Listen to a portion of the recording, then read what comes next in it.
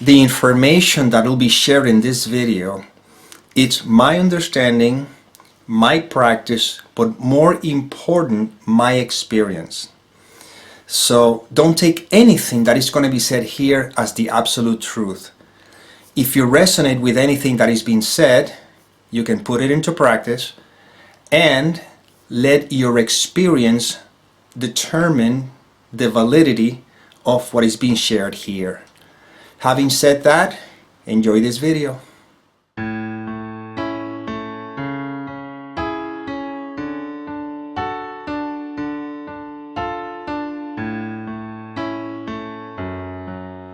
Welcome to another episode of The End of the Search, and today we're going to talk about free will. What is this free will? Do we have it? Well, the thing is that one of the things that I had to really, I wouldn't say learn, but come to the recognition in order for this to be put into practice and to be seen is this idea of, do I have free will? Am I the one who's choosing? Am I the one making decisions? Well, in non-duality, there's no me, there's nothing, there is just what is. If you saw the introduction video, that was pretty much explained. Now, within the context that we appear to be, this projection, so to speak, is not something that I am projecting. As a matter of fact, this seeming I is part of the projection. So, if I am part of a bigger movie, so to speak, do I really have the free will to decide and to act? It's like when you're dreaming and you're sleeping, or when you're sleeping and you're dreaming. The character in the dream has no free will whatsoever, because everything that the character does is already predetermined by the mind that is dreaming the character. And we're not here trying to figure out how to make the character become a better one, or how to fix the dream or anything like that. We're here always becoming conscious that we are the mind that is dreaming the dream. You see? And in that sense, the dream is no longer a distraction. Well, this human experience, which is referred to as the dream, as the illusion, is just a seeming happening, but what we are is that. As Nisargadatta Maharaj would say, you were that, I am that. That in which all this seeming to appear, like one of the books in my series, I am in which everything seems to appear and disappear. So this is very simple, it's not complicated. Right now, I am, you see? This is a seeming happening. I am just simply a puppet, so to speak. So, even though we seem to be having this experience, how do we address this idea that I am not the one making choices, even when it appears to be so? It's very simple. Before a decision is made, before I can make any choice, something has to precede that. What is that which has to precede any choice making or decision making? And the answer is a thought, isn't it? First, a thought has to appear. A thought could be, I'm going to write a book. I'm going to the supermarket. You see? And this is not theory, this is just facts. If you really put it to the test, you find out that before an action takes place, before you make a choice, first, the idea or the thought has to appear. You see? Now, did you choose that thought? Or the thought appeared first without your consent? If you do an investigation honestly, you realize, oh my God, I'm not the one choosing the thoughts. The thoughts appear first. You see? And once they appear, I find myself choosing? Well, let's look at that, okay? Let's say the thought of going rock climbing may appear. Then you have two people, and the same thought appeared in both, you see? Now, one may be excited about it and wants to go rock climbing. So obviously that one would say yes to that thought. But then the other one is terrified of heights, and that one will say no to that thought. Well, did the one excited about going climbing chose to say yes, and the one afraid of rock climbing chose to say no? No. The answer is their conditioning is what led to one having a thought that says yes, and the other one having the thought that says no. In other words, the thought yes or no is not a choose, is not something that they chose. It's their conditioning that it was more prone to that thought to appear. In other words, first the thought of going rock climbing appears. And then, according to my conditioning, the thought yes or no appears. The problem is that we begin to believe that I am the one who chose yes or no. See, so life is living me. I am not living life because I am life. That's the I am we're referring to. If you really put this into practice, you come to the realization that, oh my God, I've never made a choice in my life. Life is just happening through me. And again, put this to the test. Do not take my word as the absolute truth, because then if you take my word, you're up in the mind. I want you out of the mind. We're using the mind to deconstruct it up to a point, because the mind cannot deconstruct itself, you see. However, it's of course, it's the obvious. Right now, I'm going to ask you, what is the next thought you're going to have? I believe I said that in the past video.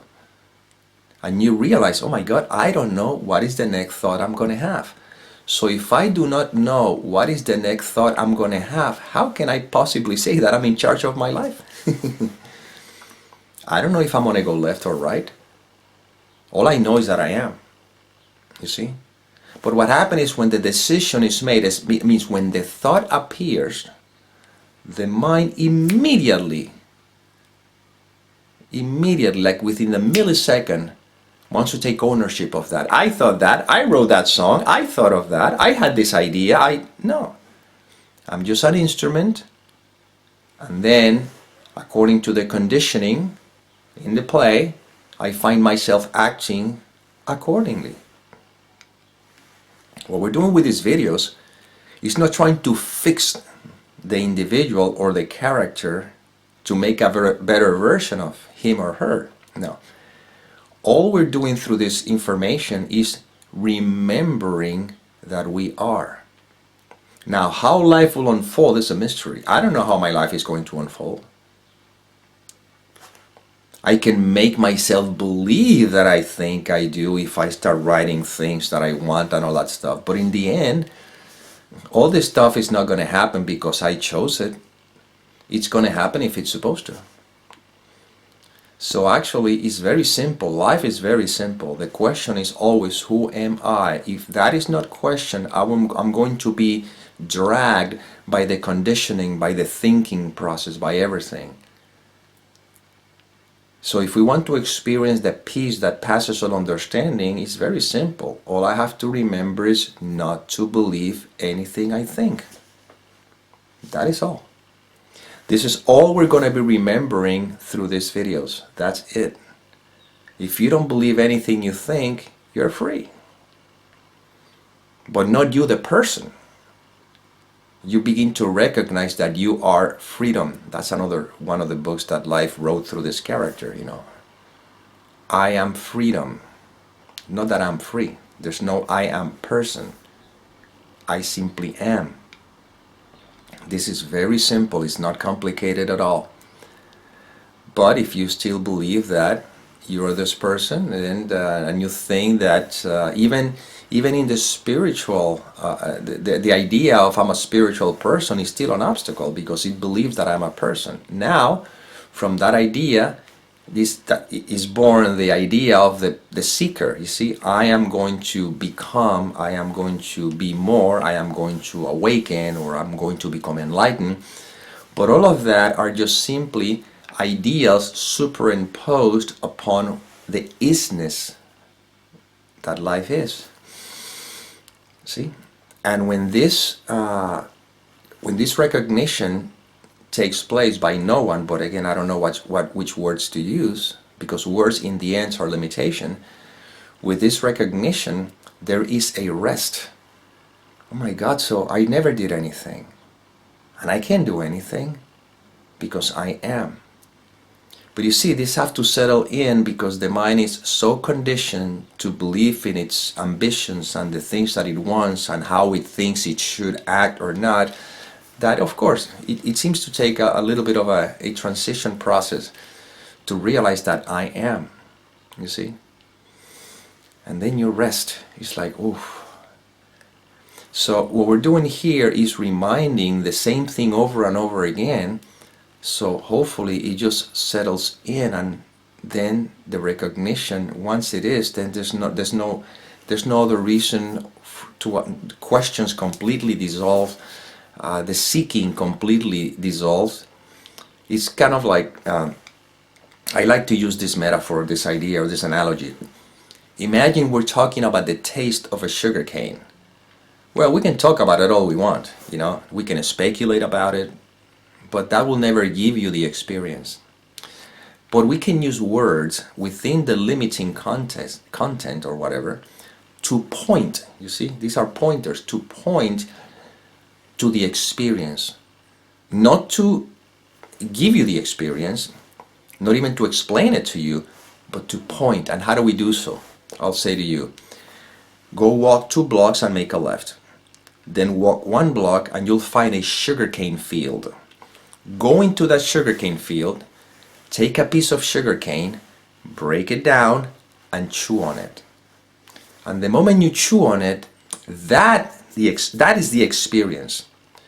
The moment you have the experience, there is no need to talk about it anymore. And now you know what a sugarcane tastes like. Well, these videos are not intended to explain anything to you, because the experience is not something explainable. But you have the experience, the direct experience, when you're not identified with the mind, with the thinking process, with the thoughts. See? When you're not identified with that, then that's the experience. Let's put it to the test. Again, this is not theory. This is not anything abstract. This is very simple. Right now, see? Right now you are. And you know that you are. And that's it. The problem is when the mind kicks in and goes, I am something. I am a person. I am a man, I'm a woman, I'm good, I'm bad, I'm pretty and ugly, or handsome, ugly, I don't know, however you want to say, you see? But in reality, I am. And notice the peace, you know, the tranquility, the joy in being. And it doesn't matter if the experience looks in a particular way. And yeah, if there's pain in the body, for whatever the reason is, the experience of being remains. May not be comfortable, but it's still beingness. And the only thing is that it will be lived, but without any suffering. Because there's no identification with the psychological mind. You see? And that's what we're pointing here. And that's the big realization that we so much seek. We're trying to realize ourselves, not realizing that we are already realized by the nature of who we are. And again, this is not theory. I'm not asking you to do anything with the mind. I'm not asking you to do anything at all. I'm simply inviting you to notice what is. Right now, life is. And all we're seeing is how the mind creates obstacles. And all on top of that keep fueling the belief, I am the doer, I'm the one doing this, I'm the one choosing. No. No one is choosing. Life simply happens. And when one can be comfortable with that, see, now one is free. But if I am not comfortable with that, I'm going to try to continue controlling life. But that idea of controlling life is just conditioning. If you teach a baby that he or she needs to control life, he's going to try to control life. And he's going to swear that's how it is. And he's going to look for the evidence for that. We're human being and not human doing. The problem is that we take being, which is what we are, and we added the word human. You see? God, we call it the supreme being. And the word supreme is the distraction. Is being. We are being. Beingness. And this is experience, direct experience. It is not theory. Let's put it to the test right now. Are you not being? I'm not saying if you're being resting or if you're being comfortable. No, I'm saying, are you not being? Can you deny beingness? Can you deny the experience, direct experience? Can you deny that right now? Can you say, I am not? Don't answer me. I'm just asking you to ponder on that, to really look into it and say, see, the mind cannot trap this because the mind is looking for an experience, you see. How does it feel beingness? It doesn't feel in any particular way. It is. You see, it is. Are you being? Well, that's what you are. Not as a conceptual idea. It is.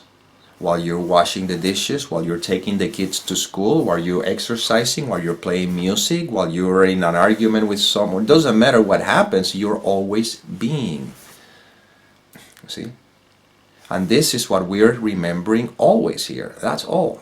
That's why the end of seeking is the recognition that I am. See? End of story. Well, so this is what seems to happen through this instrument. Hope you enjoyed it. Hope it served, I don't know. And now I close this video reminding you that, or reminding that may the peace permeate. I'm trying to choose the right words on this one because I say it in Spanish all the time in my videos in Spanish. So, may peace permeate the mind so that love can be extended.